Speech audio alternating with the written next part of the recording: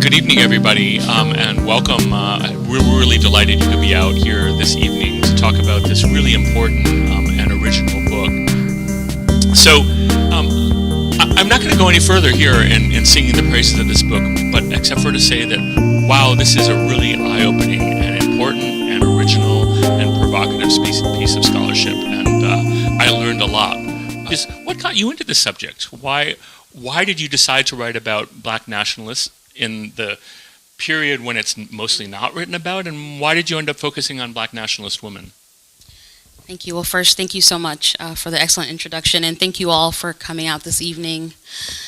So this book, in many ways, began in a class. And so I was an undergrad student at SUNY Binghamton, was in a class on Black social movements, on global Black social movements, a class that was being taught at the time by Michael West. And, you know, if you know the history of Black internationalism or even Black nationalism, you know Michael West's work. And in that class, I was struck by several things. So the first was the fact that most of the readings that he assigned, and it wasn't necessarily his fault, but it really represented, I think, some of the challenges with the scholarship.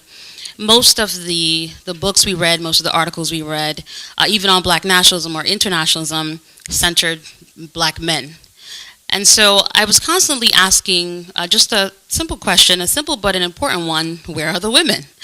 And I wanted to know more about those women. I wanted to know not simply what these women did to help and support the men, you know, that we were reading about, but more to the point, I wanted to get a better sense of these women's ideas. I wanted to get a better sense of their politics. I wanted to get a better sense of their lives. And so that set me on a path